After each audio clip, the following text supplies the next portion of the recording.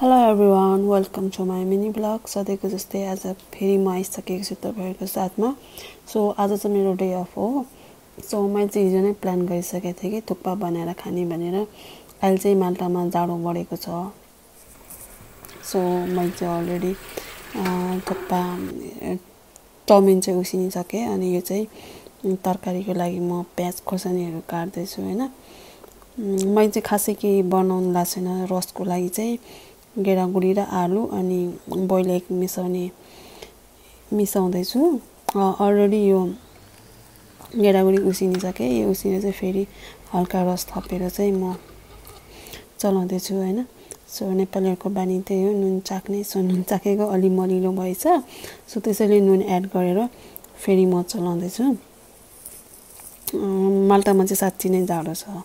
So यो चाहिँ उसिनेको एग दुईटा मात्र एड गरे मैले. सो यसरी काटेर सो फेरि यसलाई चाहिँ यही उम्लिराकै तरकारीमा म चाहिँ हाल्दै छु.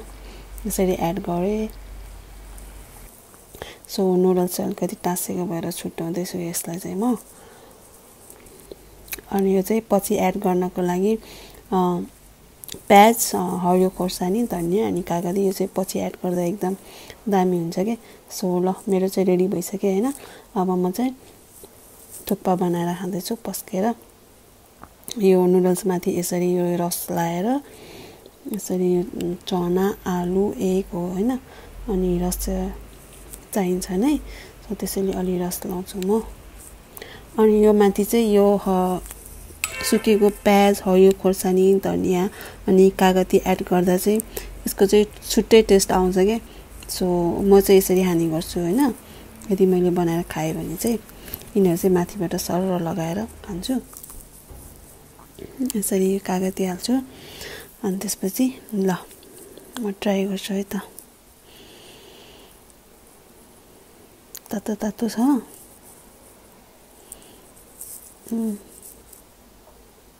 दामी भएछ. मिठो भएको छ. So thank you so much watching my video. So तपाईहरु चाहिँ आज के बनाएर खानुभयो सो कमेन्ट गर्नु होला. सो भिडियो हेरिदिनु भएकोमा थ्यांक यू. अनि फुल सपोर्ट अनि फुल वाच गरिदिनु होला. आजको लागि चाहिँ यति नै. म चाहिँ मेरो खाना अब इन्जोय गर्छु. तपाईहरु पनि आफ्नो खाना बनाएर इन्जोय गर्नु होला है त.